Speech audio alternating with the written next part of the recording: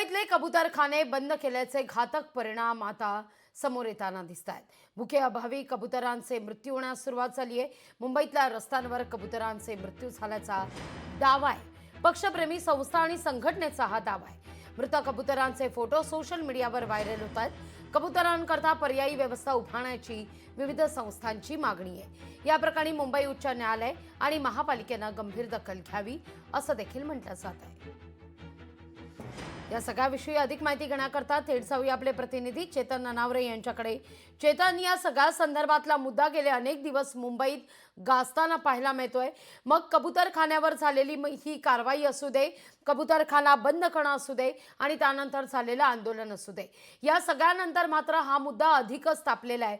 आता मात्र मृत कबूतरांचे फोटो सोशल मीडियावर व्हायरल होताना दिसत आहेत।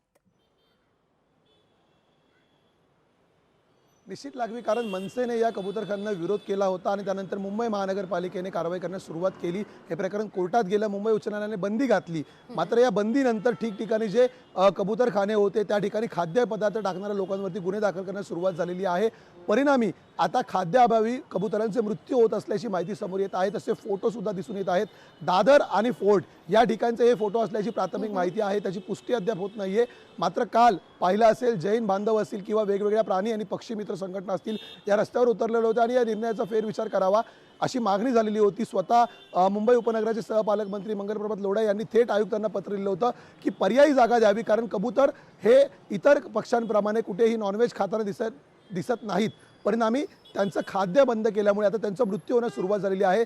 दादर या ठिकाणी काल महिलांना आपण पाहिलं होतं की अक्षरशः जे तडफडत असलेल्या कबुतरांना रस्त्याच्या किनारी ते ठेवण्याचं काम करत होते आणि म्हणूनच आता या फोटोंची दखल घेऊन उच्च न्यायालय असेल किंवा मुंबई महानगरपालिका असेल कबुतरांसाठी काही पर्यायी व्यवस्था उभारते का हेही पाहावं लागेल। काल लोढांनी जे आयुक्तांना पत्र लिहिलं होतं त्यामध्ये स्पष्ट सांगितलं होतं बीकेसी असेल, आरे कॉलनी असेल किंवा रेसकोर्स असेल, अशा ज्या मोकळ्या जागा आहेत त्या ठिकाणी पक्ष्यांसाठी आणि कबुतरांसाठी विशेषतः खाद्यपदार्थ टाकण्यासाठी सुविधा उभा राहावी, अन्यथा मुंबईमध्ये मोठ्या संख्येने कबुतरांचा मृत्यू होऊ शकतो। लागवी। अगदी चेतन, धन्यवाद तुम्ही दिलेल्या एकूणच या सविस्तर माहिती करता।